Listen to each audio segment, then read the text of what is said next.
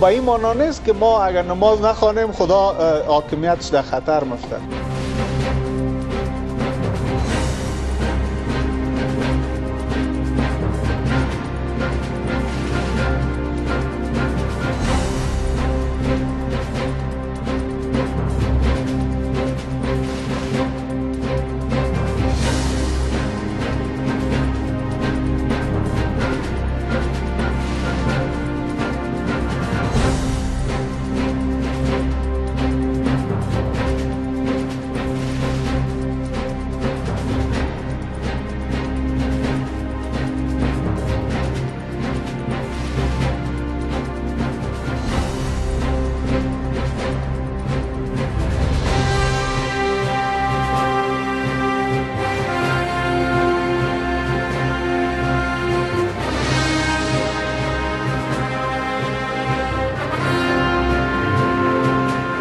امکانات، جایگاه، حرمت، هر چیزی که شما فکر میکنید مداره همین خاک به مداره.